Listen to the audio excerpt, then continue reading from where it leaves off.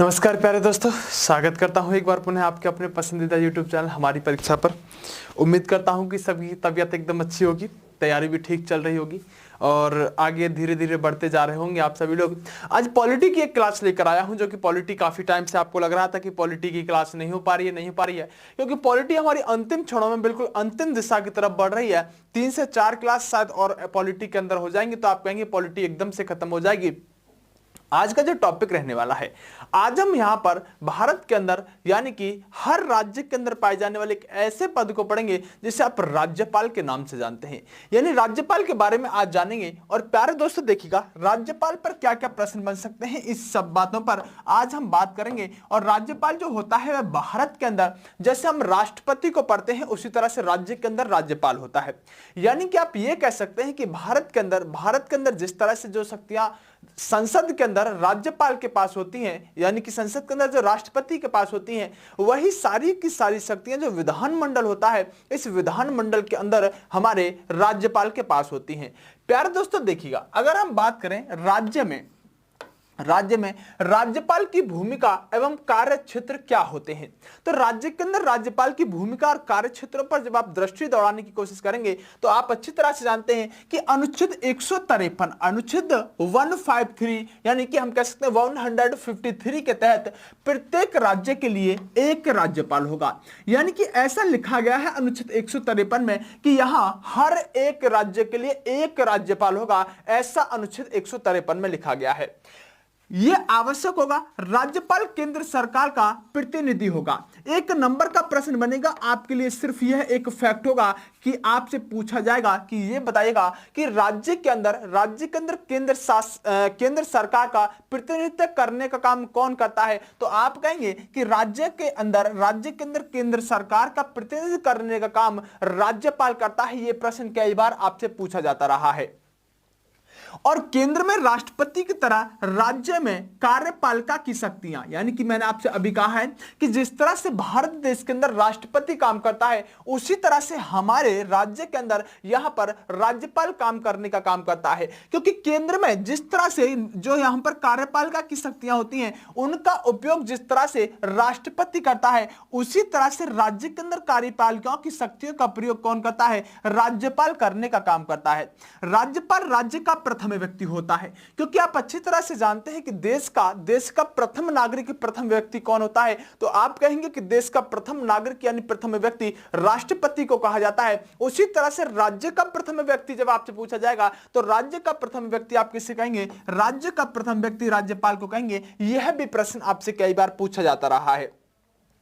लेकिन मेरे प्यारे दोस्तों, जो वास्तविक शक्तियों का यहां पर प्रयोग करने का काम करता है वह कौन करता है, मुख्यमंत्री करता है। क्योंकि आप अच्छी तरह से जानते हैं केंद्र के अंदर हमारे यहां पर वास्तविक शक्तियों का प्रयोग करने का काम कौन करता है, तो आप कहेंगे सर प्रधानमंत्री करता है। तो उसी तरह से यहां पर भी क्या है कि जिस तरह से राष्ट्रपति की जगह पर राज्यपाल है, तो हमारे राज्य के अंदर किसी भी राज्य के अंदर, उत्तर प्रदेश के अंदर, मध्य प्रदेश के अंदर, या फिर हम कहें कि जितने भी राज्य हमारे देश के अंदर है, हर राज्य के अंदर मुख्यमंत्री क्या करता है, उन वास्तविक शक्तियों का प्रयोग करता है। क्योंकि वास्तविक शक्तियां जो कार्यपालिका की हैं वो वास्तविक शक्तियों का प्रयोग कौन कर रहा है और किसके पास है, तो मुख्यमंत्री के पास होती है। लेकिन जिस तरह से राष्ट्रपति नाम मात्र का शासक होता है उसी तरह राज्यपाल भी नाम मात्र की शक्तियों का प्रयोग यहां पर करने का काम करता है।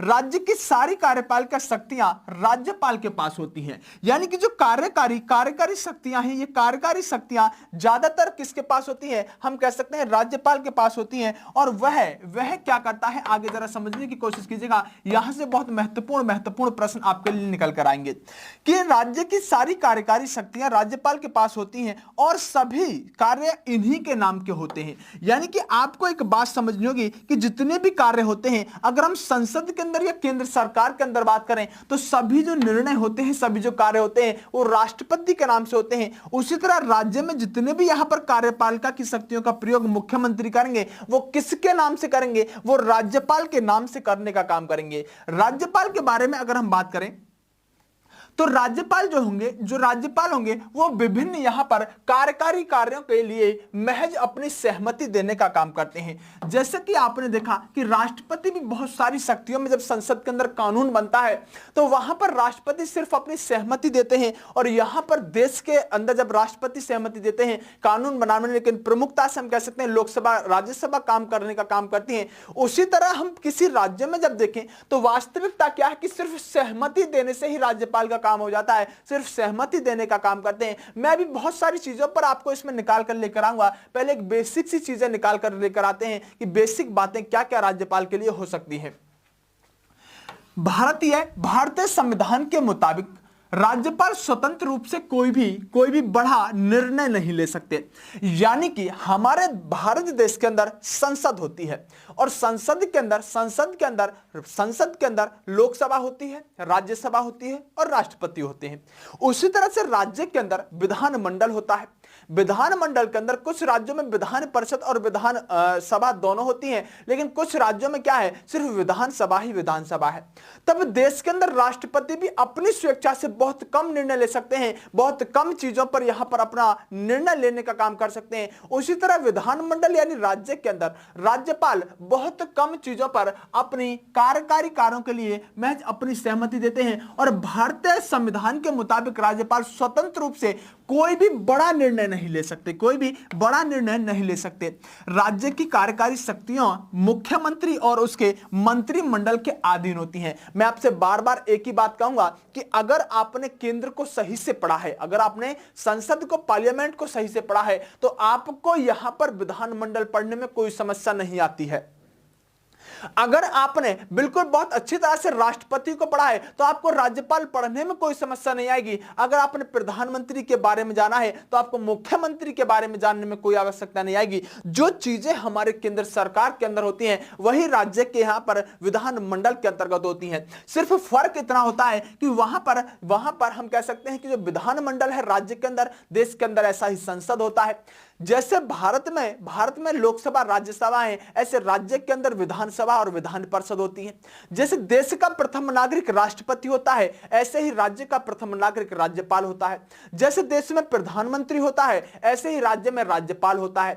यानी कि जैसे हम कह सकते हैं कि केंद्र सरकार के पास, देश के पास प्रधानमंत्री होता है, ऐसे राज्य के लिए क्या होता है, मुख्यमंत्री होता है। बिल्कुल वही व्यवस्था की गई है जो हमने केंद्र सरकार के अंतर्गत संसद के समय पढ़ी थी, वही सारी चीज यहां पर निकल कर आती है। जरा आइएगा आगे बात करते हैं।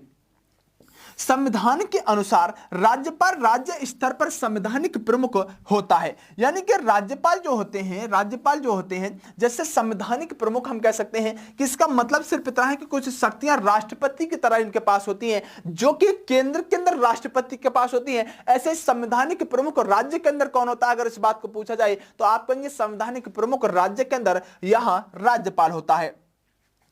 कार्यपाल का प्रमुख होने के नाते वह दोहरी भूमिका निभाते हैं। यानी कि यहां पर जब कार्यपाल का हमारे यहां पर दोहरी होती है, कार्यपाल का के प्रमुख होने के नाते यहां पर वह दोहरी भूमिका निभाते हैं। और किस तरह से इस बात को समझने की जरा कोशिश करते हैं, आइएगा। जैसे देखिए, एक भूमिका वो निभाते हैं राज्य के प्रमुख के रूप में, यानी राज्य के प्रमुख के रूप में एक भूमिका निभाने का काम राज्यपाल करते हैं, और दूसरी भूमिका केंद्र सरकार के प्रतिनिधि के रूप में, जो केंद्र एवं राज्यों के बीच में कड़ी रूप से काम करता है। तो आप ध्यान रखेंगे कि आपसे अगर यह बात पूछी जाए कि राज्य और केंद्र के बीच में, या फिर भारत सरकार और राज्य सरकार के बीच में कौन व्यक्ति कड़ी के रूप में काम करता है, तो आप कहेंगे कड़ी के रूप में काम करने वाले व्यक्ति राज्यपाल होते हैं। क्योंकि दो तरह से भूमिका निभाते हैं, एक तो राज्य के प्रमुख होते हैं, तो एक भूमिका तो ये हो गई। दूसरी भूमिका राज्यपाल की क्या होती है कि दूसरी भूमिका होती है कि वो राज्य और केंद्र के बीच में सारी चीजों का आदान प्रदान करने का काम करते हैं, जो आगे आप बहुत अच्छी तरह से समझते जाओगे और बहुत अच्छी तरह से आपके दिमाग में आता जाएगा। बहरहाल मैं आपसे बात करने वाला हूं राज्यपाल के बारे में, जैसे कि जो वन लाइनर क्वेश्चन कई बार आपसे पूछे जाते हैं। देखिए, राज्यपाल की नियुक्ति से संबंधित प्रश्नों पर एक बार हम विचार करते हैं। वैसे तो देखिए, राज्यपाल की योग्यताओं के बारे में बात करूं तो मैं सामान्य बातों में यह कह सकता हूं कि जिसकी व्यक्ति की केंद्र सरकार के यहां पर अच्छी खासी बनती होगी, उस व्यक्ति को राज्यपाल बनाया जा सकता है। क्योंकि इसमें व्यक्ति कितना पढ़ा लिखा होना चाहिए, कितनी योग्यता होनी चाहिए, कितनी उम्र होनी चाहिए, ये उम्र आदि की चीजें तो हैं, लेकिन उसके अलावा योग्यताओं में इसके बारे में कुछ ज्यादा उल्लेख मिलता नहीं है। जब नियुक्ति की बात करते हैं तो राज्यपाल की नियुक्ति राष्ट्रपति के द्वारा की जाती है। इंपोर्टेंट फैक्ट होगा कि राज्यपाल की नियुक्ति किसके द्वारा की जाती है। ध्यान रखिएगा, यहां पर शब्द प्रयोग किया है नियुक्ति, और शब्द नियुक्ति इसलिए किया गया है क्योंकि राज्यपाल का कभी भी आपने चुनाव होते हुए नहीं देखा होगा, और चुनाव राज्यपाल के लिए नहीं होता, या तो ये मनोनीत हो जाते हैं राष्ट्रपति के द्वारा, या फिर हम कह सकते हैं नियुक्ति होने का काम करते हैं।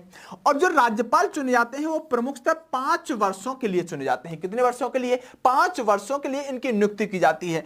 अनुच्छेद 155 में कहा गया है कि राज्यपाल की नियुक्ति जो होगी वो राष्ट्रपति के द्वारा उसके हस्ताक्षर तथा मोहर लगे हस्ताक्षर द्वारा की जाती है। यानी कि प्यारे दोस्तों, प्रमुख रूप से 1 नंबर का प्रश्न अगर मैं आपसे पूछूं कि सिर्फ इतना बताओ राज्यपाल की नियुक्ति करता कौन है, तो आप डायरेक्ट कहेंगे राज्यपाल की नियुक्ति मुख्यमंत्री नहीं करता, राज्यपाल की नियुक्ति राष्ट्रपति के द्वारा की जाती है।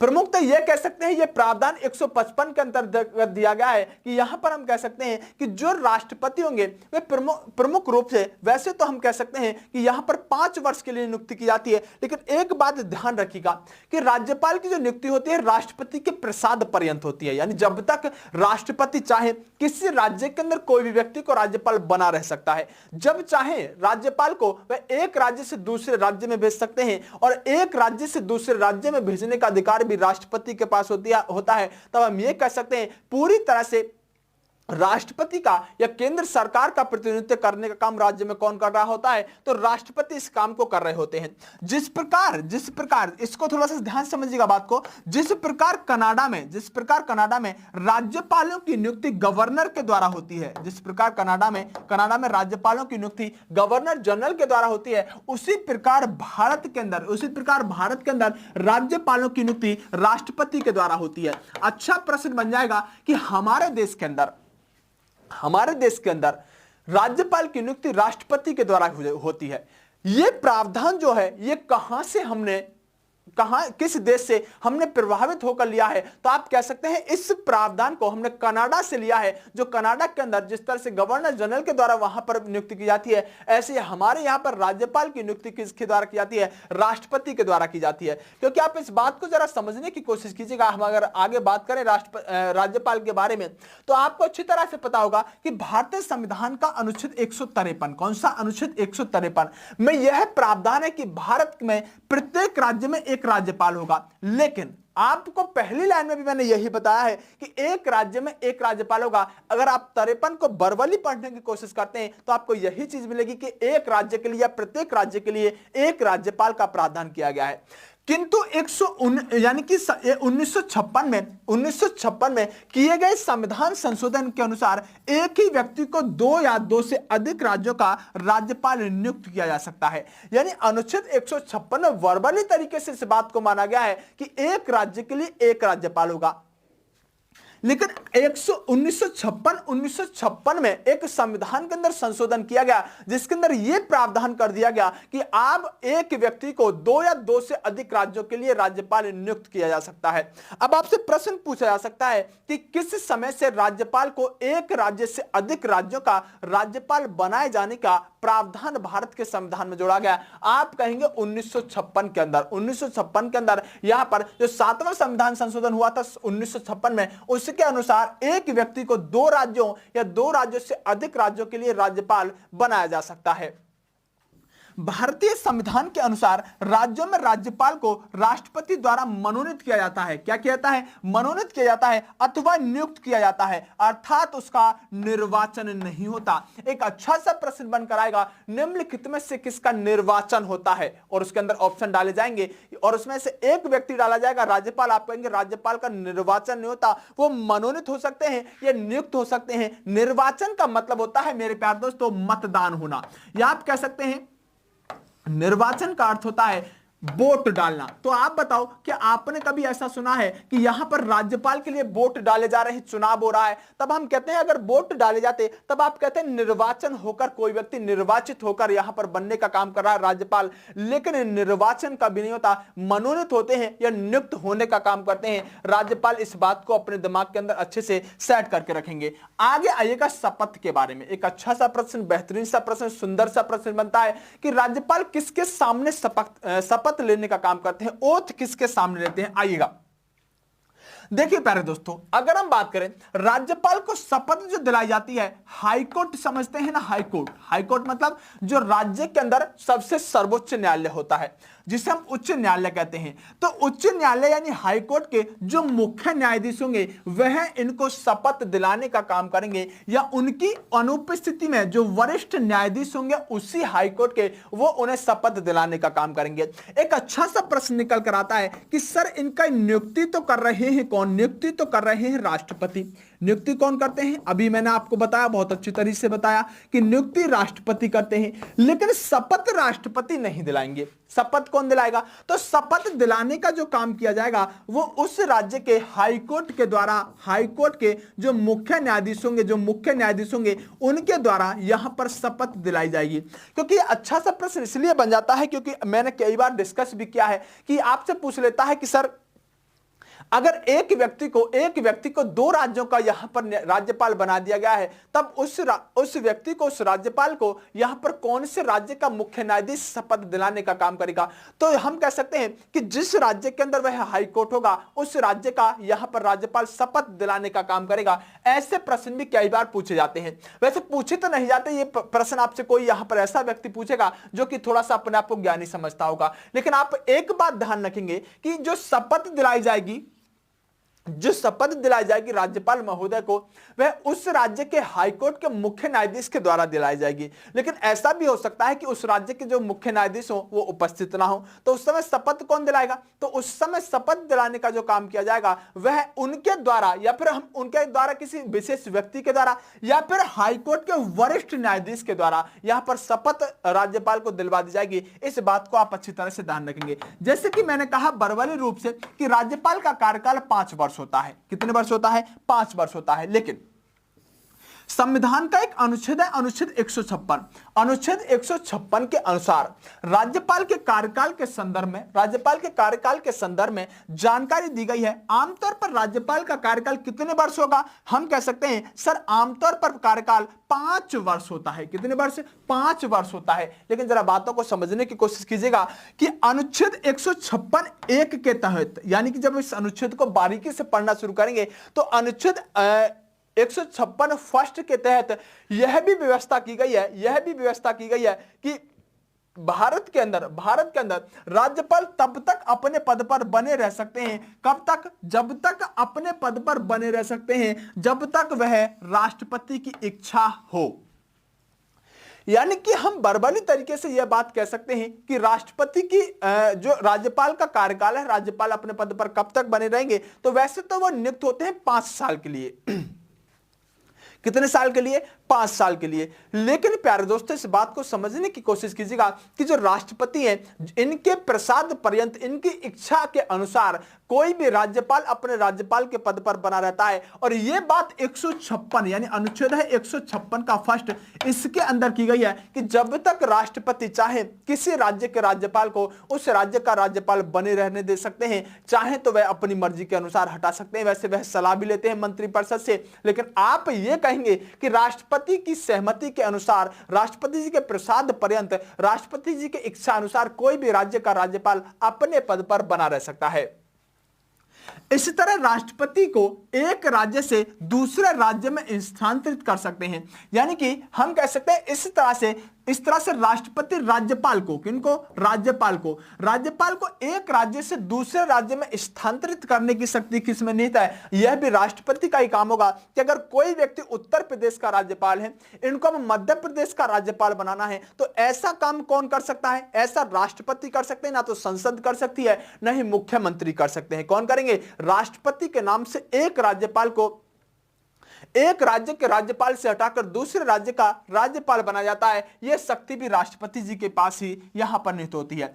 अथवा उसी राज्य में फिर से नियुक्त किया जा सकता है, मतलब वही कि 5 वर्ष से भी ज्यादा, अगर 5 वर्ष भी किसी व्यक्ति को हो जाए तो आगे भी अगर उनके कार्यकाल को बढ़ाया जाए तो उसी राज्य का राज्यपाल राष्ट्रपति चाहे तो इन्हें आगे बढ़ा सकते हैं। आएगा अथवा राष्ट्रपति उसे किसी भी समय पद से हटा सकते हैं। अनुच्छेद 156 में ऐसा कहा गया है, यानी अनुच्छेद 156 में अपने आप में बहुत व्यापक है, जो राष्ट्रपति को सिर्फ राज्यपाल के बारे में सिर्फ इतना बताने की कोशिश करता है, एक लाइन में मैं अगर कहूं कि राष्ट्रपति के अनुसार, राष्ट्रपति की इच्छा अनुसार राज्यपाल जी अपने पद पर बने रहेंगे, इस बात को कहने की कोशिश करता है। आएगा 156(2) के अनुसार राज्यपाल राष्ट्रपति के पास अपना त्याग पत्र भेजकर पद मुक्त हो सकते हैं। यानी कि एक बात और ध्यान रखनी होगी कि अगर राज्यपाल खुद चाहे कि हम यहां पर अपने पद पर रहना नहीं चाहते, या फिर एक नंबर का मैं आपसे प्रश्न पूछूं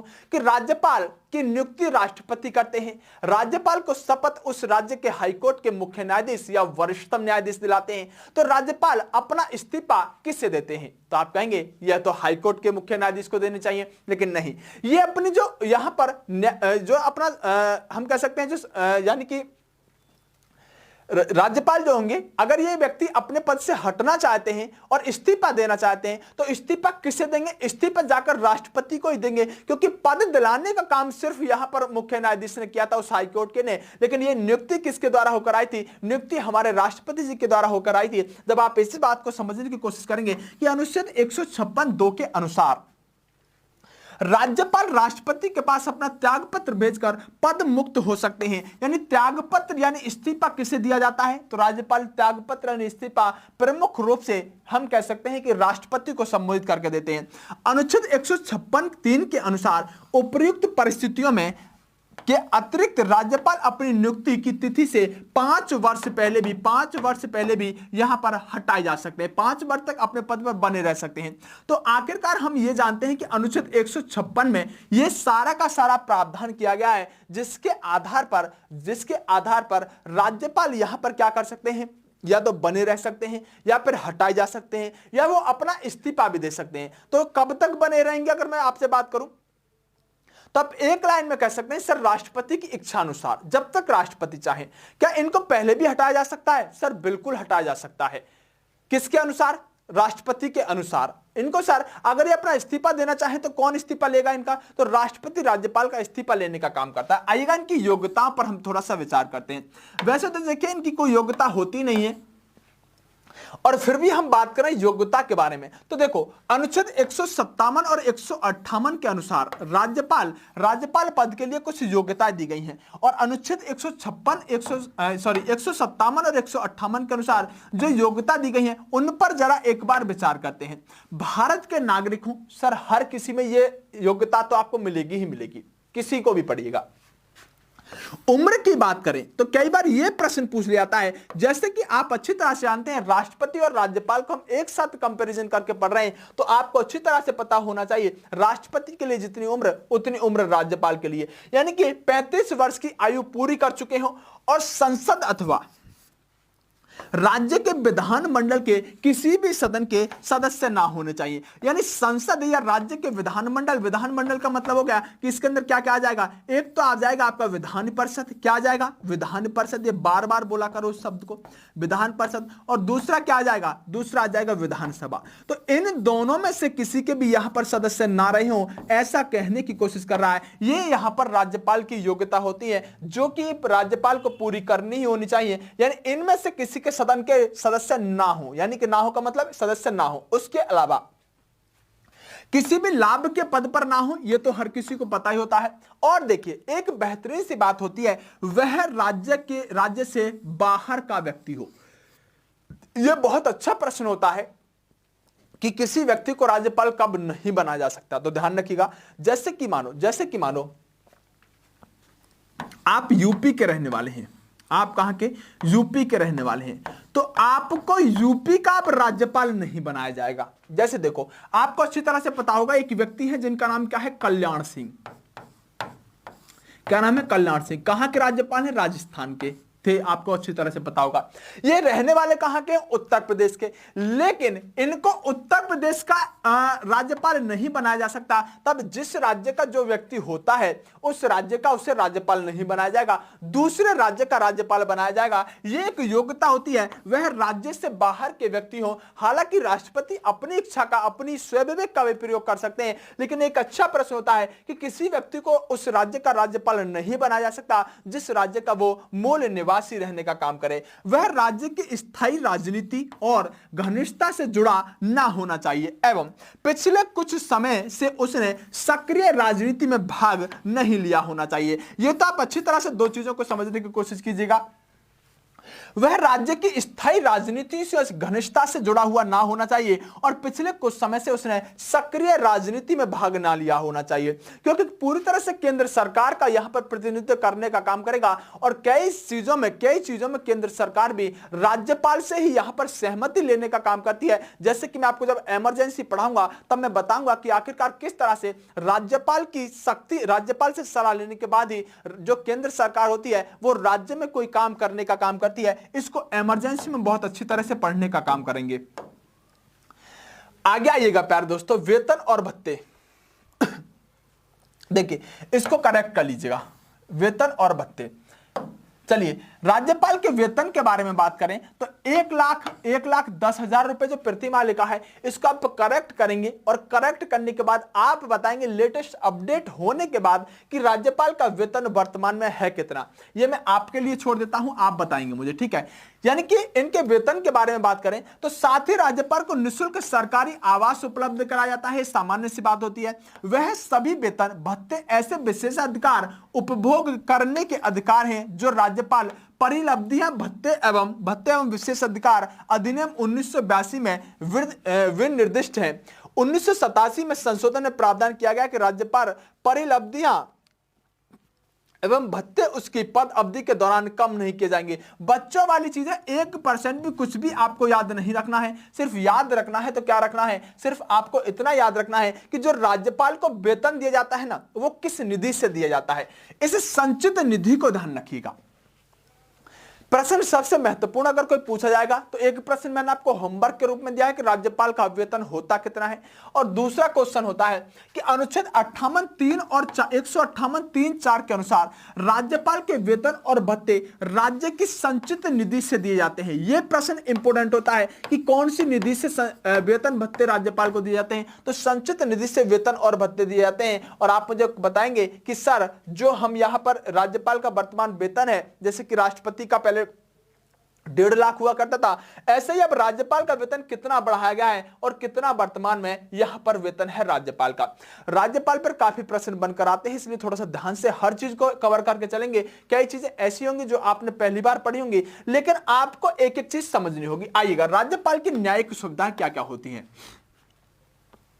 देखिए राज्यपाल को कुछ न्यायिक सुविधाएं प्रदान की गई हैं जो इस प्रकार हैं। देखिए वह अपने पद की शक्तियों के प्रयोग और कर्तव्यों के पालन के संबंध में किसी न्यायालय के प्रति उत्तरदायी नहीं होगा। बहुत बड़ी पावरफुल शक्ति है ये इसकी। जो राज्यपाल बनेगा व्यक्ति, वो राज्यपाल बनने के साथ अपने पद की शक्तियों का प्रयोग और कर्तव्यों के पालन के संबंध में किसी न्यायालय के प्रति उत्तरदायी नहीं होगा। आप एक बात समझो मेरी, और सामान्य सी भाषा में मैं आपको बात समझाने की कोशिश करता हूं कि राज्यपाल के पास कितनी यहां पर शक्तियां जबरदस्त होती हैं। दूसरे पॉइंट को पढ़ो, उसके कार्यकाल में उसके विरुद्ध फौजदारी अभियान नहीं चलाया जाएगा। देखो अगर राज्यपाल पर कोई भी कैसा भी केस है, दोनों पॉइंटों को एक साथ डिस्कस करता हूं। राज्यपाल पर कोई भी कैसा भी केस है और वह व्यक्ति किसी भी राज्य का राज्यपाल है, तो राज्यपाल होते समय उस व्यक्ति को गिरफ्तार नहीं किया जा सकता। दूसरा, वह व्यक्ति जो होगा अपनी शक्तियों का प्रयोग और कर्तव्य जो भी होंगे उसके उन कर्तव्यों के पालन के संबंध में किसी न्यायालय के प्रति उत्तरदायी नहीं होगा। आप एक सामान्य सा प्रश्न समझो, मैं एक एग्जांपल देता हूं आपको कल्याण सिंह का ही। आपको अच्छी तरह से पता होगा कि उत्तर प्रदेश के अंदर जो 1528 में बाबरी मस्जिद बनवाई गई थी, उस बाबरी मस्जिद बाबरी मस्जिद को गिरवाने के संबंध में कल्याण सिंह को दोषी माना गया है और इन कल्याण सिंह को इसीलिए राज्यपाल बना दिया जाता है जिससे कि इनकी यहां पर क्या ना हो सके, कानूनी रूप से कोई भी यहां पर समस्या इनको ना होना चाहिए। तब कल्याण सिंह को बार बार राज्यपाल बना दिया जाता है। आप इस बात को इस तरह से समझने की कोशिश करो कि जो राज्यपाल व्यक्ति बनेगा, उस राज्यपाल बनने के बाद उस व्यक्ति पर कोई भी कानून कार्रवाई नहीं की जा सकती, उसे गिरफ्तार नहीं किया जा सकता। ऐसी शक्तियां राज्यपाल के पास होती हैं और आप सिर्फ इतना समझने की कोशिश करो कि उसके कार्यकाल में उसे बंदी बनाने के लिए न्यायालय द्वारा आदेश जारी नहीं किया जा सकता। बहुत पावरफुल शक्ति होती है। व्यक्तिगत रूप से राज्यपाल के विरुद्ध दीवानी अभियोग, जो दीवानी मामले होंगे, दीवानी अभियोग चलाए जा सकते हैं, परंतु इस उद्देश्य के लिए उसे कितने महीने पहले, 2 मास पहले उसे अग्रिम सूचना देनी होगी। तो देखिए, जो राज्यपाल होंगे उन राज्यपालों के विरुद्ध दीवानी मामले जो होंगे, दीवानी मामले जैसे होते हैं, उनमें तो अभियान चलाया जा सकता है। दीवानी अभियानों में राज्यपाल को यहां पर पहले क्या देना पड़ेगा, 2 महीने पहले उनको सूचना देनी पड़ेगी कि एक केस ऐसा आया है कि हम उसमें आपसे पूछताछ करना चाहते हैं। अगर कोई व्यक्ति राज्यपाल के पद पर है तो 2 महीने पहले आप क्या देंगे, 2 महीने पहले यहां पर उनको सूचना देंगे और उसके बाद राज्यपाल से पूछताछ कर सकते हैं, लेकिन 2 महीने पहले उन्हें जानकारी देनी अनिवार्य होगी। लेकिन उनके कार्यकाल के दौरान उन्हें गिरफ्तार नहीं किया जा सकता। तो कितने महत्वपूर्ण बिंदु हैं राज्यपाल की शक्ति से संबंधित, आप अच्छी तरह से इस बात को समझ गए होंगे। चलिए, आज तबीयत भी थोड़ी सी ऐसी है, आइएगा। चलिए, राज्यपाल की शक्तियां एवं कार्य। पहली है कार्यपालिका शक्तियां। कार्यपालिका शक्तियां होती क्या है? अनुच्छेद 166 से पता चलता है कि राज्य की कार्यपालिका से संबंधित सभी कार्य उस राज्य के राज्यपाल के नाम से किए जाते हैं। आपको अच्छी तरह से पता है कि जैसे राज्य के अंदर राज्यपाल होते हैं, ऐसे देश के अंदर राष्ट्रपति होते हैं। तो देश के अंदर राष्ट्रपति के द्वारा सारे के सारे जितने भी काम होते हैं, भले नरेंद्र मोदी जी दौरे पर जा रहे हों, वह विदेश घूमने का काम कर रहे हो, लेकिन हर हस्ताक्षर जो होता है किसी समझौते पर, वो राष्ट्रपति के नाम से होता है। ऐसे राज्य के अंदर हर काम, हर समझौता राज्यपाल के नाम से होने का काम करता है। अनुच्छेद 164 के अनुसार राज्यपाल न केवल मुख्यमंत्री की नियुक्ति करते हैं, बल्कि उसकी सलाह पर राज्य के मंत्री परिषद की एवं अन्य मंत्रियों की भी नियुक्ति करते हैं। आप बताओ देश के अंदर प्रधानमंत्री की नियुक्ति कौन करता है? आप कहेंगे सर राष्ट्रपति। तो राज्य के अंदर मुख्यमंत्री की कौन करेगा? तो आप कहेंगे सर राज्यपाल यहां पर मुख्यमंत्री की नियुक्ति नहीं, बल्कि मंत्री परिषद जितना भी बनेगा राज्य के अंदर, जो विधानमंडल का मंत्री परिषद होगा, वो जो बनेगा, यानी कि हम कैसे विधानसभा का जो होगा, वो जो मंत्री परिषद बनेगा, और अन्य मंत्रियों की नियुक्ति भी किसके नाम से होती है? राज्यपाल के नाम से होती है। किसके नाम से होती है? राज्यपाल के नाम से होती है। तो जैसे आपने पूरी तरह से बार बार कह रहा हूं, जो चीज राष्ट्रपति के पास होती है संसद के अंदर, वही चीज यहां पर हम कह सकते हैं हमारे राज्यपाल के पास होती है। जैसे कि देखिए, मैं आपको बताना चाहता हूं कि राज्यपाल राज्य की विधानसभा में, कहां पर? विधानसभा में बहुमत प्राप्त दल के नेता को मुख्यमंत्री नियुक्त करते हैं। जरा याद करो, जरा एक बार सीन याद करो, वहां पर जो बहुमत दल का नेता लोकसभा के अंदर होता था, उसी व्यक्ति को राष्ट्रपति क्या कर देते थे? उसी को यहां पर प्रधानमंत्री बना देते थे। यहां पर विधानसभा की तरह ही तो लोकसभा होती है। तो विधानसभा के अंदर जो बहुमत दल के नेता होता है, बहुमत दल की पार्टी होती है, उन्हीं में से एक व्यक्ति को, जो भी उस पार्टी का यहां पर मुख्यमंत्री बनने का दावेदार होता है, उस व्यक्ति को क्या बना देते हैं? राज्यपाल मुख्यमंत्री बनाने का काम करते हैं। परंतु यदि किसी एक दल को बहुमत ना मिले, तो ऐसे गठबंधन दलों के नेता को मुख्यमंत्री नियुक्त करते हैं, जिसके द्वारा विधानसभा में बहुमत प्राप्त करने की संभावना होती है। वही चीज है कि अगर एक व्यक्ति बहुमत में बड़ी पार्टी बनकर नहीं आई, मानो कोई भी पार्टी अगर मेजोरिटी के साथ नहीं आ पाई, कोई भी पार्टी यहां पर पूरी सीटें जीतकर नहीं लेकर आ पाई, तो पार्टियां आपस में गठबंधन कर लेती हैं, और गठबंधन करने के बाद अगर वह एक व्यक्ति को मुख्यमंत्री के लिए भेजती हैं, तो आप कह सकते हैं गठबंधन की सरकारें जो बनती है राज्य के अंदर, तो राज्यपाल उस गठबंधन की पार्टी के व्यक्ति को भी मुख्यमंत्री बना सकते हैं। इस बात को लिखने का काम किया है, इस बात को ही लिखने का काम किया है। पूरी तरह से राष्ट्रपति की वाली ही शक्तियां यहां पर हम कह सकते हैं राज्यपाल के पास होती हैं। और देखिएगा, राज्यपाल राज्य के महाअधिवक्ता यानी एडवोकेट जनरल और राज्य के लोक सेवा आयोग के अध्यक्ष एवं अन्य को नियुक्त करते हैं। ध्यान रखिएगा, राज्य के लोक सेवा आयोग के अध्यक्ष, किसके? राज्य के लोक सेवा आयोग के अध्यक्ष की नियुक्ति कौन करता है? तो आप कहेंगे राज्यपाल करते हैं। और राज्य के महाअधिवक्ता एडवोकेट जनरल की नियुक्ति कौन करते हैं? तो राज्यपाल करते हैं। हम इनको पहले टॉपिक के रूप में ही पढ़ेंगे, जब इनके बारे में बहुत अधिक गहराई से जानेंगे, कार्यकाल और इनका यहां पर क्या काम होता है, इस बात को बहुत अच्छी तरह से पढ़ने का काम करेंगे। आइएगा, राष्ट्रपति द्वारा किसी राज्य के उच्च न्यायालय के न्यायाधीशों की नियुक्ति करते समय उस राज्य के राज्यपाल से परामर्श किया जाता है। आपको एक बात अच्छी तरह से पता होगी, जो हाईकोर्ट होता है, इस हाईकोर्ट के अंदर जो न्यायाधीशों की नियुक्ति की जाती है वो किसके द्वारा की जाती है? आप कहेंगे सर राष्ट्रपति के द्वारा की जाती है। तो आप एक बात जानो कि जब राष्ट्रपति इन हाईकोर्ट के न्यायाधीशों की नियुक्ति करेंगे तो एक व्यक्ति से सलाह ले रहे होंगे, और वह सलाह लेने वाला व्यक्ति कौन होगा? राज्यपाल होगा। वह सलाह देने वाला व्यक्ति कौन होगा? राज्यपाल होगा। यह बहुत अच्छा बिंदु है, यह आपके दिमाग में सेट हो जाना चाहिए। अनुच्छेद 163 से पता चलता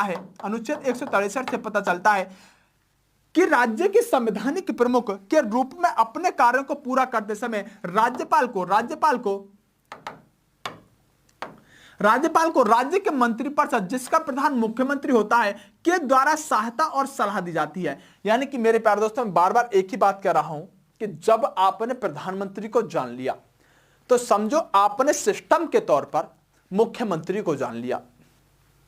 अगर आपने राष्ट्रपति को पढ़ लिया तो आप समझो आपने राज्यपाल को पढ़ लिया। अभी मैं आपको थोड़ा सा कंपेयर करके चीजों में बताऊंगा, एक दो अंतर इनकी शक्तियों में होगा। नहीं तो जो चीज देश के अंदर राष्ट्रपति करेगा वही चीज राज्य के अंदर राज्यपाल करेगा। आइएगा, इनके बारे में थोड़ा सा हम विचार करते हैं। आइएगा, देखिए विधायी शक्तियां क्या क्या हो सकती हैं। चूंकि राज्यपाल राज्य के विधानमंडल का अभिन्न अंग होता है। आप बताओ कि जो हमारा संसद है उसका अभिन्न अंग कौन होता है? आप कहेंगे सर संसद का अभिन्न अंग तो राष्ट्रपति होता है। तो फिर बेवकूफों, विधायी शक्तियां जब पढ़ोगे तो विधानमंडल का अभिन्न अंग यहां राज्यपाल हो जाएगा। कौन हो जाएगा? यहां राज्यपाल हो जाएगा। और जानिएगा, इसलिए उसके पास कुछ विधायी शक्तियां भी होती हैं। राज्यपाल को राज्य के विधानमंडल के सत्र को बुलाने और समाप्त करने का अधिकार होता है। पूरी तरह से राष्ट्रपति वाली शक्ति है। वह राज्य के मंत्रिपरिषद की सलाह पर राज्य विधानसभा को भंग कर सकता है। आप बताओ राष्ट्रपति वाली शक्ति है कि नहीं? आगे जान लीजिएगा। अनुच्छेद 175 के अनुसार वह राज्य विधानसभा के सत्र को, जिस राज्य में 2 सदन है, वह दोनों सदनों को संयुक्त सत्र में संबोधित कर सकता है। राष्ट्रपति जैसे संसद के सत्रों को संबोधित करने का काम करते हैं, वह किसी एक सदन या दोनों सदन में अपना संदेश भेज सकता है। पूरी तरह से राष्ट्रपति वाली ही शक्ति है, लेकिन मैं प्रमुख रूप से उन शक्तियों पर लेकर आना चाहता हूं जो राज्यपाल के पास अलग होंगी। पहली शक्ति, अनुच्छेद 333 यानी 333 से पता चलता है कि राज्य की विधानसभा में साधारण निर्वाचन के बाद राज्यपाल को यह लगता है कि विधानसभा में आंग्ल भारतीय समुदायों का प्रतिनिधित्व नहीं है, तो वह यानी कि प्रतिनिधित्व आवश्यक है, और उसके समुदाय का प्रतिनिधित्व करने वाला पर्याप्त नहीं है, तो वह विधानसभा में उस समुदाय का बस इस एक को याद रखो, एक सदस्य नाम निर्देशित कर सकते हैं। यानी 1 नंबर का प्रश्न आप मुझे इतना बताओ कि राज्यपाल विधानसभा के अंदर कितने आंग्ल समुदाय के लोगों को यहां पर मनोनीत कर सकता है या फिर नाम निर्देशित कर सकता है? तो आप कहेंगे राज्यपाल एक व्यक्ति को कर सकता है। कितने व्यक्ति को? एक व्यक्ति को कर सकता है। और यही प्रश्न आपसे ज्यादातर पूछा जाता है, जो कि यहां पर हम कह सकते हैं राष्ट्रपति को पढ़ते हैं। तो राज्यसभा के अंदर राष्ट्रपति 12 लोगों को कर सकते हैं, लोकसभा के अंदर 2 को कर सकते थे, एंग्लो इंडियन को अब इसके बारे में हटाने का प्रावधान किया गया है। कुल मिलाकर 14 लोगों को कर सकते थे, लेकिन राज्यपाल कितना कर सकता है विधानमंडल के अंदर यानी विधानसभा के अंदर? तो आप कह सकते हैं 1 सदस्य को मनोनीत करने का काम करते हैं। यह प्रश्न आपसे पूछा जाएगा, इस प्रश्न को दिमाग के अंदर सेट रखिएगा, आएगा। यदि राज्य में विधान परिषद है तो राज्यपाल विधान परिषद की कुल सदस्य संख्या में लगभग 1/6 भाग सदस्य को निर्देशित करने का काम करते हैं। आपको मैंने अच्छी तरह से बताया है कि विधान परिषद में कितने सदस्य कहां से जाते हैं, आपको अच्छी तरह से पता होगा। 1/6, 1/6, 1/12, 1/12, 1/3। तो 1/6 सदस्य कहां से जाते हैं? 1/6 सदस्य विधान परिषद जो हर राज्य में नहीं होती, विधान परिषद जो हर राज्य में नहीं होती, उसमें से 1/6 कौन चुन देता है? राज्यपाल के द्वारा ही चुने जाते हैं, आएगा। ये नाम निर्देशित सदस्य ऐसे होते हैं जिनका साहित्य, विज्ञान, कला, सहकारी आंदोलन या समाज सेवा में विशेष ज्ञान, व्यवहारिक अनुभव होता है। यानी बात यह उठती है कि सर अगर 1/6 सदस्य राज्यपाल अपनी मर्जी से विधान परिषद के अंदर अगर मनोनीत करने का काम करेंगे तो ये किस आधार पर करेंगे? तो वह समाज से भी होना चाहिए, विज्ञान के क्षेत्र में उत्कृष्ट रखने वाला व्यक्ति होना चाहिए, कला में उत्कृष्ट होना चाहिए। ऐसे क्षेत्रों में उत्कृष्ट दिखाने वाला व्यक्ति 1/6 सदस्य को यहां पर राज्यपाल क्या कर सकते हैं? विधान परिषद में मनोनीत कर सकते हैं। इस बात को समझाने की कोशिश की जा रही है, आएगा। राज्य के विधानमंडल के द्वारा पारित किसी भी राज्यपाल यानी कि राज्य के विधानमंडल के द्वारा पारित किसी भी बिल को कानून बनने के लिए राज्यपाल की सहमति जरूरी होती है। बस ध्यान रखो एक बात को, बहुत सामान्य सी बात को, कि जब तक कोई भी एक्ट कब तक बिल रहता है जब तक उस पर राष्ट्रपति के हस्ताक्षर न हो जाए। अगर राज्य के विधानमंडल में बात करें तो कोई भी बिल जब तक बिल रहेगा जब तक राज्यपाल उस पर हस्ताक्षर ना कर दें, और हस्ताक्षर करने के बाद वह यानी क्या बन जाएगा? वह यहां पर पूरी तरह से कानून बन जाएगा। विधेयक के बाद क्या बन जाएगा? बिल बन जाएगा। राज्यपाल के पास निम्नलिखित अधिकार होते हैं, जैसे देखो आपको अच्छी तरह से पता होगा, एक अधिकार अभी यहां पर बस आपको एक्स्ट्रा देखने के लिए मिलेगा जो राज्यपाल के पास होगा। एक अधिकार देखो है क्या? वह बिना, मानो कि देखो समझाने की कोशिश करता हूं, देखो 3 अंग मान लीजिएगा, संसद ही मान लेता हूं, चलो उसे संसद मान लेता हूं। एक सदन से कोई बिल पास होता है, दूसरे सदन में आता है, दूसरे सदन से पास होता है, तो दूसरे सदन से पास होने के बाद राष्ट्रपति के पास आता है, राष्ट्रपति उस पर हस्ताक्षर कर देते हैं, तो वह बिल क्या बन जाता है? बाद में कानून बन जाता है। ठीक है, विधेयक यानी बिल बन जाता है। जो यहां पर हम कह सकते हैं विधेयक था, वो राष्ट्रपति ने अगर हस्ताक्षर कर दिया तो वो कानून बन गया। लेकिन राष्ट्रपति क्या कर सकते हैं? इसको वापस भेज सकते हैं कि मेरे समझ में नहीं आया, या इसे अपने पास रख सकते हैं, वीटो का प्रयोग कर सकते हैं। तब ये दोबारा जब राष्ट्रपति के पास आएगा तो अब हस्ताक्षर करने पड़ेंगे। लेकिन यहां पर क्या होगा समझाने की कोशिश करूंगा। बस एक अधिकार होगा जो एक्स्ट्रा होगा, नहीं कोई भी अधिकार एक्स्ट्रा नहीं होगा। समझिएगा क्या होगा। देखो जब कोई भी यहां पर बिल मानो एक सदन से या विधानसभा से पास करा लो या विधान परिषद से पास करा लो, एक सदन से पास होकर दूसरे सदन में आया, इससे भी ये पास हो गया। अब यहां पर मैं मान लेता हूं राज्यपाल बैठे हैं। कौन बैठे हैं? राज्यपाल बैठे हैं। तो राज्यपाल क्या करेंगे? राज्यपाल चाहे तो इसे वापस भेज सकते हैं या इसको यहां पर पास कर सकते हैं। जैसे राष्ट्रपति वीटो का प्रयोग कर लेते थे, ऐसे राज्यपाल क्या करेंगे? जब ये बिल राज्यपाल को, ऐसा हो सकता है कोई बिल जो समझ में ना आ रहा हो, तब राज्यपाल इस विधेयक को, इस या हम कह सकते हैं जो बिल आ रहा है, इस बिल को कहां भेज सकते हैं? इस बिल को राष्ट्रपति के पास भेज सकते हैं। बस एक एक्स्ट्रा शक्ति होती है, क्योंकि जो राष्ट्रपति हैं ये तो किसके पास भेजेंगे? ये तो किसी के पास भेज नहीं सकते। जब राज्यपाल के पास एक विशेष शक्ति होती है कि अगर कोई बिल इनके पास आया, जैसे कि मानो कि संसद के अंदर हम देखते हैं कि जब राज्यसभा से कोई बिल लोकसभा के अंदर आया, लोकसभा से पास होने के बाद राष्ट्रपति के पास आ जाता है, राष्ट्रपति उस पर हस्ताक्षर कर देते हैं, तो हस्ताक्षर करने के बाद यहां पर वो कानून बन जाता है। अब वही चीज जब राज्यपाल के बारे में बात करते हैं, जब राज्य के अंतर्गत आते हैं, तो विधान परिषद से मानो विधानसभा के अंदर आया, और विधानसभा से पास होने के बाद जब राज्यपाल के पास आएगा तो राज्यपाल अगर हस्ताक्षर कर देंगे तो कानून बन जाएगा। लेकिन हो सकता है कि राज्यपाल के समझ में वो बिल ना आ रहा हो, तब राज्यपाल के पास एक शक्ति होती है कि इस बिल को राष्ट्रपति के पास भेज दे कि मुझे ये बिल समझ में नहीं आ रहा है, आप इस पर अपना सहमति जताइए, आप अपना निर्णय देने का काम करें। तो ये राज्यपाल का जो राष्ट्रपति के पास भेजने वाला अधिकार होता है ये थोड़ा सा अलग हटके होता है। आइएगा जरा बात करते हैं इसके बारे में और गहराई से। राज्यपाल जो होंगे, राज्यपाल बिन कोई अपनी सहमति दे सकता है। इस स्थिति में वह बिल को कानून बन जाता है। यानी राज्यपाल जब किसी बिल पर अपनी सहमति दे देंगे तो वो बिल क्या बन जाएगा, कानून बन जाएगा।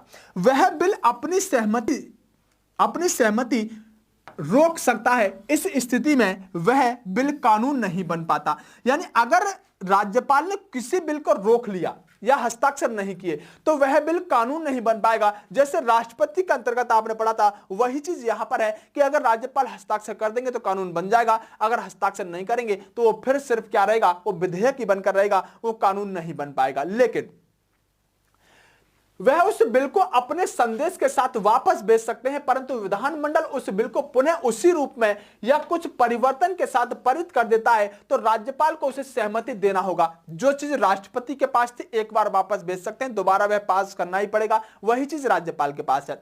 लेकिन जरा बात करते हैं कुछ अन्य चीजों पर, जैसे देखिए वह बिल को राष्ट्रपति के विचार के लिए आरक्षित रख सकते हैं। यानी कि राज्यपाल के पास ये एक इंपॉर्टेंट चीज होती है कि अगर कोई बिल उन्हें समझ में नहीं आया तो वो राष्ट्रपति के विचार के लिए इसको आरक्षित रख सकते हैं कि मैं इस पर राष्ट्रपति जी की सलाह लूंगा, उसके बाद अपना निर्णय दूंगा। यानी उस बिल को राष्ट्रपति के पास भेज सकते हैं। इसके अतिरिक्त राज्यपाल को उस समय जब राज्य का विधानमंडल सत्र में नहीं हो तब अध्यादेश जारी करने का अधिकार होता है।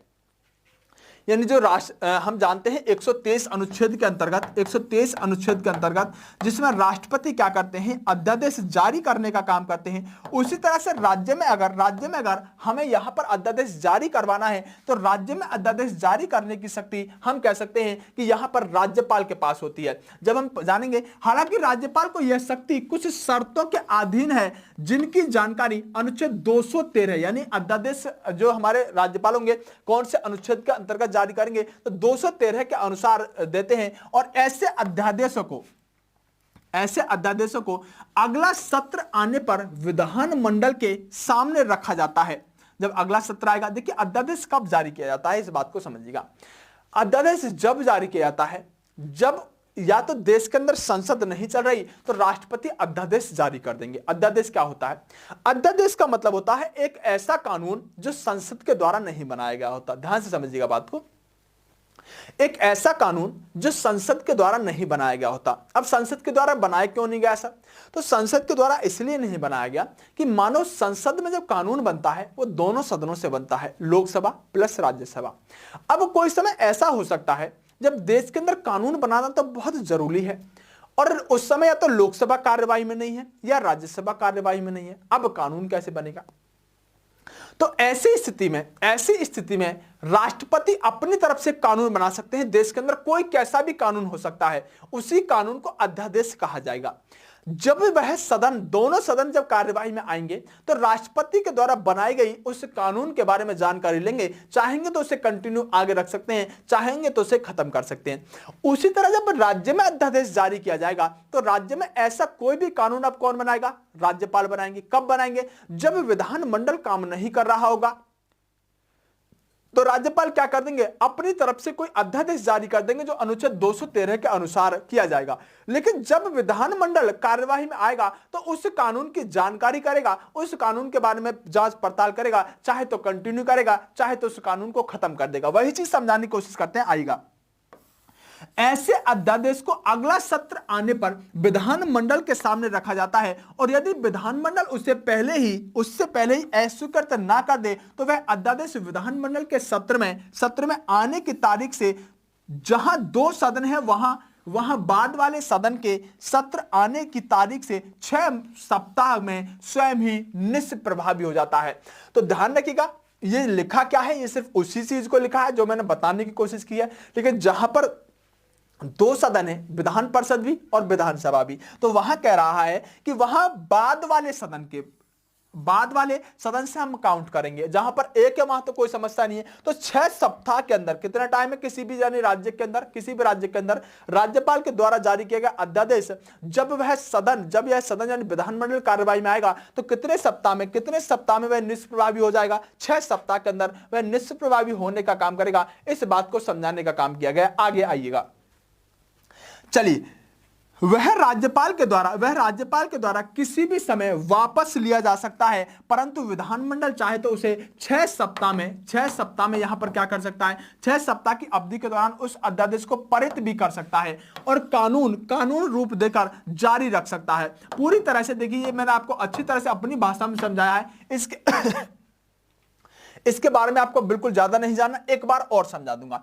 वास्तव में राज्यपाल की कार्यपालिका शक्तियों की तरह ही उसकी विधायी शक्तियों का प्रयोग भी राज्य की विधानमंडल के माध्यम से किया जाता है, जिसका मुखिया मुख्यमंत्री होता है। आइएगा आगे बात करते हैं, वित्तीय शक्ति क्या क्या हो सकती है। पहले मैं एक बार फिर से बताता हूं आपको अध्यादेश होता क्या है। मैंने कहा कि अध्यादेश कुछ नहीं होता, अध्यादेश एक ऐसा आधा कानून है जो राज्यपाल और राष्ट्रपति के द्वारा जारी किया जाता है। यह कानून उस समय जारी किया जाता है जब उस देश का संसद या तो कार्यवाही नहीं कर रहा हो, तो राष्ट्रपति अध्यादेश लाकर कोई भी कानून बना सकते हैं। और जब राज्य के अंदर अगर विधानमंडल हमारा कार्य नहीं कर रहा है, तो राज्यपाल अध्यादेश ला सकते हैं। जब वो सदन कार्यवाही में आएंगे, देश के अंदर संसद, राज्य के अंदर विधानमंडल, तो राज्य के अंदर विधानमंडल की बात करें तो जब वह कार्यवाही में आएगा तो उस कानून की जांच करेगा और 6 सप्ताह के अंदर या तो उसे स्वीकृत कर देगा कि यह कानून हमारी तरफ से डन है, यह कानून अब राज्य के अंदर जारी रहेगा। लेकिन अगर उसे विधानमंडल में पास नहीं किया गया तो विधानमंडल के 6 सप्ताह जैसे ही चलते चलते हो जाएंगे, वह स्वयं ही क्या हो जाएगा, निष्प्रभावी हो जाएगा, स्वयं ही खत्म हो जाएगा। यह होता है अध्यादेश। आगे बात करते हैं, आइएगा, वित्तीय शक्तियां क्या क्या होती हैं राज्यपाल की। राज्यपाल की पूर्व अनुमति के बिना धन विधेयक राज्य की विधान सभा में प्रस्तुत नहीं किया जाता। यानी जो धन विधेयक होता है वह अगर राज्य की विधानसभा में, पहली बात तो इस बात को ध्यान रखिएगा कि विधान परिषद में धन विधेयक आएगा या विधानसभा में आएगा। तो आप बताओ लोकसभा में आएगा या राज्यसभा में आएगा। तो आप कहेंगे सर धन विधेयक हमेशा लोकसभा में आता है। तो जब भी धन विधेयक लोकसभा में आता है तो राज्य में यह धन विधेयक विधानसभा में आएगा। तो जब भी विधानसभा में धन विधेयक आएगा तो उससे पहले उसे राज्यपाल की क्या लेनी होगी, अनुमति के बाद ही धन विधेयक विधानसभा में आने का काम करेगा। राज्य के विधानमंडल में वार्षिक और पूरक बजट राज्यपाल के नाम से ही प्रस्तुत किए जाते हैं। यानी विधानमंडल के अंदर जो वार्षिक बजट होते हैं राज्य की के अंदर, वह पूरक बजट जो होते हैं, वार्षिक और पूरक बजट, वो राज्यपाल की सहमति से ही प्रस्तुत किए जाते हैं। इनकी सलाह पर ही पेश किए जाने का काम किया जाता है। राज्य की आकस्मिकता निधि पर राज्य के राज्यपाल का नियंत्रण होता है। आकस्मिक एक निधि होती है जिसके अंदर बहुत सारा धन या पैसा जमा होता है और इस पर नियंत्रण किसका होता है, राज्य की आकस्मिक निधि। ये केंद्र की भी होती है। राज्य की आकस्मिक निधि पर अगर पैसा निकालना है तो हमको किससे यहां पर अनुमति लेनी पड़ेगी, राज्यपाल से अनुमति लेनी पड़ेगी। इसके बारे में निधियां आएंगी, संचय निधि, आकस्मिक निधि, संचय निधि आदि, इन पर हम बात करेंगे। लेकिन राज्य की आकस्मिक निधि पर किसका यहां पर उत्तराधिकार होता है, तो राज्यपाल का होता है। आएगा, देखिए राज्यपाल के बारे में अगर हम आगे बात करें तो राज्यपाल के कुछ शक्तियां हैं, क्षमादान या न्यायिक शक्तियां। जैसे देखो, जो राज्यपाल की क्षमादान की, थोड़ा नीचे कर लेता हूं, आपको कम दिख रहा होगा। अगर हम बात करें राज्यपाल की क्षमा करने आदि की शक्तियां, जैसे कि न्यायिक शक्तियां, अनुच्छेद 161 के उपबंध है। जिन विषयों पर राज्य की कार्यपाल का शक्ति का नियंत्रण होता है, उन विषयों से संबंधित किसी विधि के विरुद्ध अपराध करने वाले किसी व्यक्ति को प्राप्त दंड को राज्यपाल क्षमा कर सकते हैं। यानी कि जैसे आपने देखा कि अनुच्छेद 72 के अनुसार जो राष्ट्रपति हैं वो तो मृत्युदंड को ही समाप्त कर देते हैं। अगर किसी व्यक्ति को मृत्युदंड भी हो जाए तो वह राष्ट्रपति से समाप्त कर सकते हैं। लेकिन उसी तरह से क्षमादान राज्य के अंदर कौन दे सकता है, तो राज्यपाल किसी व्यक्ति को क्षमादान देने का काम करते हैं। लेकिन प्यारे दोस्तों, इसमें खास बात होगी, जरा उस पर बात करते हैं। या उसके दंड को कम कर सकते हैं या उसके दंड को कुछ समय के लिए स्थगित कर सकते हैं। परंतु राज्यपाल को संघ द्वारा निर्मित किसी कानून के विरुद्ध अपराध करने वाले किसी भी व्यक्ति को, संघ का मतलब समझिएगा पहले यहां पर, किसके द्वारा, संघ के द्वारा। संघ का मतलब केंद्र सरकार या फिर भारत सरकार के द्वारा। संघ का मतलब केंद्र सरकार या भारत सरकार के द्वारा किसी व्यक्ति को, अगर किसी व्यक्ति को यहां पर प्राप्त दंड को क्षमा करने का या स्थगित करने आदि की शक्ति नहीं होती है। राज्यपाल के पास मृत्यु दंड को क्षमा करने की भी शक्ति नहीं होती है। सीधी सीधी बात में मेरी बात को समझने की कोशिश करो। अगर किसी व्यक्ति को राज्य की कानून व्यवस्था में राज्य के आधार पर अगर उसे सजा मिली है तो राज्यपाल उसे क्षमा कर सकते हैं। अगर संघ के द्वारा सजा मिली है तो राज्यपाल उस व्यक्ति की सजा को न क्षमा कर सकते, न कम कर सकते, न स्थगित कर सकते। और जानिएगा, अगर किसी व्यक्ति को मृत्यु दंड मिल जाता है, कैसे दंड मिल जाता है? मृत्यु दंड मिल जाता है, तो मृत्यु दंड में भी राज्यपाल अपनी शक्ति का प्रयोग करके उसे क्षमादान नहीं कर सकते। तो क्षमा कौन कर सकता है? आपने अच्छी तरह से अनुच्छेद 72 पढ़ा होगा। अनुच्छेद 72 के अनुसार सिर्फ राज्यपाल को यानी राष्ट्रपति को ऐसी शक्ति होती है कि किसी व्यक्ति के मृत्यु दंड मिल जाने के बाद भी उस व्यक्ति को क्षमादान की शक्ति क्षमा कर सकते हैं। कौन? राष्ट्रपति। लेकिन राज्यपाल को क्षमा करने की शक्तियां तो हैं, उस किसी भी व्यक्ति की सजा को कम भी कर सकते हैं, स्थगित भी कर सकते हैं। लेकिन हम जानते हैं कि वह सजा राज्य के आधार पर दी गई हो, अगर केंद्र या संघ के आधार पर दी गई है तो राज्यपाल उस व्यक्ति की सजा को ना तो कम कर सकते हैं, ना स्थगित कर सकते हैं, और ना ही यहां पर क्या कर सकते हैं, ना ही यहां पर उसको माफ कर सकते हैं। जैसे कि राज्यपाल की पदेन भूमिका होती है। राज्यपाल राज्य के सभी विश्वविद्यालयों के कुलपति होते हैं। यह प्रश्न कई बार पूछा जाता है कि राज्यपाल में जो यूनिवर्सिटीज होती हैं उनके कुलपति कौन होते हैं? तो राज्य के अंदर जितनी भी यूनिवर्सिटी होंगे उनके सबके कुलपति राज्यपाल होते हैं, हमेशा पदेन कुलपति होते हैं। तथा संबंधित विश्वविद्यालयों के अधिनियमों एवं परिनियमों के अंतर्गत प्राप्त शक्तियों का प्रयोग करेंगे। यानी विश्वविद्यालयों के मामले में सबसे प्रमुखता निभाने का काम कौन करते हैं? तो उस राज्य के राज्यपाल करते हैं। यह प्रश्न आपसे कई बार पूछा जाता है, इसको अच्छी तरह से ध्यान रखिएगा। आइएगा आगे बात करते हैं। राज्यपाल भारतीय रेड क्रॉस सोसाइटी, किसके? भारतीय रेड क्रॉस सोसाइटी और राज्य बाल कल्याण परिषद के पदेन अध्यक्ष होते हैं। किसके? दो चीजें ध्यान रखिएगा। राज्यपाल भारतीय रेड क्रॉस सोसाइटी और राज्य बाल कल्याण परिषद के अध्यक्ष होंगे। और जानिए, राज्यपाल सैनिक पुनर्वास संस्था के अध्यक्ष होंगे। किसके? सैनिक पुनर्वास संस्था के अध्यक्ष होंगे। कब हटाए जा सकते हैं? राज्यपाल। कब हटाए जा सकते हैं? राज्यपाल। जरा इस पर हम एक बार बात कर लेते हैं कि राज्यपाल को अपने पद से कब कब हटाया जा सकता है। तो देखिए, राज्यपाल का कार्यकाल 5 साल का होता है, लेकिन अगर सरकार की मंशा के अनुरूप वे इस्तीफा नहीं देते तो इन परिस्थितियों में उन्हें बर्खास्त किया जा सकता है। यह पॉइंट आपके काम का नहीं है, सिर्फ इतना समझिएगा। अगर मैं कहना चाहूं कि राज्यपाल का कार्यकाल 5 वर्ष का होता है, लेकिन अगर सरकार की मंशा के अनुरूप वे इस्तीफा नहीं देते तो इन परिस्थितियों में उन्हें बर्खास्त किया जा सकता है। इसका मतलब वही है कि यह राष्ट्रपति जी के द्वारा उनके प्रसाद पर्यंत काम करने का काम करेंगी। उनके राष्ट्रपति के अनुसार जब चाहे इनको हटाया जा सकता है, जब चाहे जितने एक राज्य से दूसरे राज्य के लिए भेजा जा सकता है। ये सारी की सारी शक्तियां यहां पर किसमें निहित होती हैं? सारी की सारी शक्तियां राष्ट्रपति के पास होती हैं। राष्ट्रपति अपने अनुसार इसको कहीं से कहीं भेज सकते हैं या फिर इनको हटा सकते हैं। फिलहाल आज की क्लास में बहुत ज्यादा परेशानी हुई, गला एकदम सूख चुका है और एफर्ट उतना नहीं लगाया जा रहा था और बहुत लंबी क्लास हो गई है, शायद बहुत लंबी ये क्लास हो गई है, लेकिन कोई बात नहीं है। जैसे राज्यपाल हमें खत्म करना था, आगे इसी तरह से निरंतरता से मैं आपको अभी और वीडियो दूंगा पॉलिटी के अंदर, क्योंकि पॉलिटी को एकदम जड़ से खत्म करेंगे, एक एक बिंदु पर खत्म करेंगे। और पॉलिटी आप तब तक खत्म मत मानिएगा जब तक मैं इसके प्रश्न लगवाकर आपको डन ना कर दूं, क्योंकि अभी मैंने आपको जो थ्योरी पढ़ाई है उस थ्योरी में से क्या क्या प्रश्न निकलेंगे, क्योंकि यहां से आपको अभी सामान्य से रूप में लग रहा होगा कि आप यहां पर लिखा है कि राज्यपाल केंद्र सरकार का प्रतिनिधित्व होता है। यह प्रश्न जब आपसे पूछा जाएगा ना, तो जब इसके अंदर ऑप्शन डाले जाएंगे तो अभी तो बड़ा आसान लगा होगा कि राज्यपाल जो होता है राज्य के अंदर केंद्र सरकार का प्रतिनिधित्व होता है, लेकिन जब वहां ऑप्शन डाले जाएंगे ना कि राज्य के अंदर केंद्र सरकार का प्रतिनिधित्व कौन करने का काम करता है, और ऑप्शन डाले जाएंगे अटॉर्नी जनरल, महान्यायवादी, मुख्यमंत्री, राज्यपाल, और एक ऑप्शन ऐसा डाला जाएगा जो आपने नाम ही नहीं सुना होगा, तो वहां पर समस्या आपके लिए बड़ी गंभीर बनेगी। इसलिए जब इनके मैं प्रश्न लगवा दूं ना, तो प्रश्न लगवाने के बाद आप कहिएगा कि हाँ सर अब पूरी तरह से डन है। अभी हम इसको थ्योरी पार्ट को कंप्लीट करेंगे। थ्योरी पार्ट को कंप्लीट करने के बाद मैं आपको कुछ 4 से 5 से 6 दिन दूंगा कि एक बार नोट्स को पूरा रिवाइज करो, पूरे नोट्स को रिवाइज करो और रिवाइज करने के बाद फिर हम यूट्यूब पर आएंगे और फिर मैं जो क्वेश्चन लेकर आऊंगा हर क्वेश्चन अच्छे लेवल का लेकर आऊंगा, अच्छे से अच्छे लेवल का। यूपीएसआई लेवल से शुरुआत करेंगे। जब यूपीएसआई के लेवल के प्रश्नों को लगा लोगे तो बाकी तो एग्जाम के प्रश्नों को अपने आप ही लगा दोगे।